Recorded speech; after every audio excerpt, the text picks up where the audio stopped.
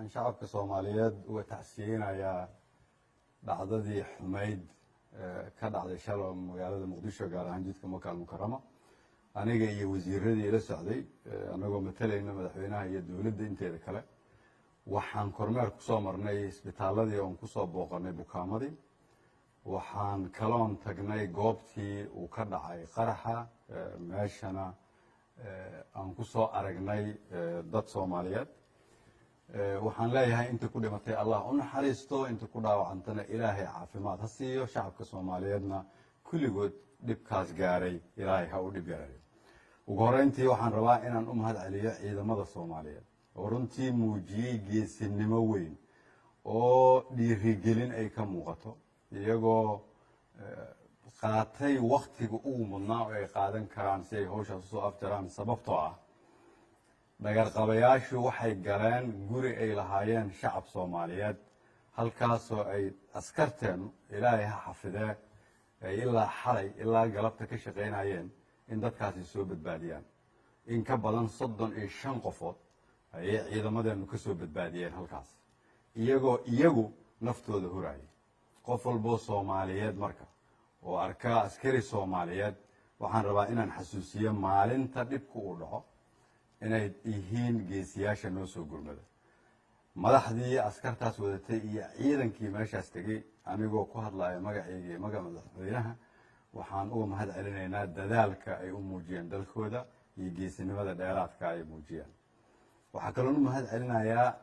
dhakhaatiirtii iyo kalkaalayaashii aan ku soo arkay isbitaaladii aan tagay halkaasoo ay ka muuqatay in dadka Soomaaliyeed iyagu isu gurmadaan isu naxariistaan dadkii Soomaaliyeed oo soo arkay waxa ka muuqatay in ay helayaan gargaarka ay u baahan yihiin ciddii wax looga qaban waayay isbitaalada ay ku jirtana dawladda Soomaaliyeed ayaa waxay ku caawin doontaa haddii Ilaahay yiraahdo in la soo daaweeyo waxaan rabaa inaan shacabka Soomaaliyeed u sheego dadkii soo duulay oo laga adkaaday waxay ku soo duuleen shacab waxayna ugu soo duuleen inay dawladnimada ka hortagaan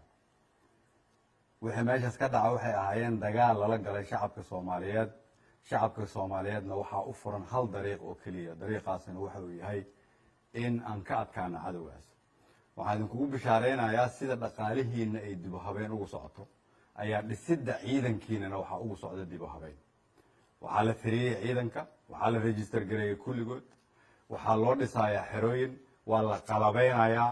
waxaa socota kordhinta ciidanka macnaheedu waxay tahay marka ugu dambaysa keliya shacabka Soomaaliyeed waxaa la rabaa inay ku niyad samaadaan inaan ka adkaano cadowgaas waxaana haynaa dariiqi looga adkaan lahaa gabar iyo wiil dhalinyaro iyo waayeel siyaasi iyo ganacsade hooyooyin iyo aabbayaal kulligeen waxaan keliya nagu waajiba inaan intaan u midowno ka adkaano cadowgaas u soo guntaday inay dhalinyaradeena laayaan maanta waxaan haysanaa shacab Soomaaliyeed iyo ciidan labaduba diyaar u ah inay ka shaqeeyaan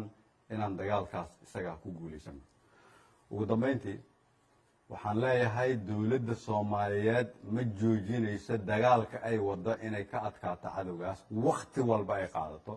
qorshaha dhow iyo kan fog oo wadnaba waxaan ka shaqeyn doonaa inaan soo afjarno haddii Ilaahay yiraahdo inta ka horeysa qof walbo Soomaaliyeed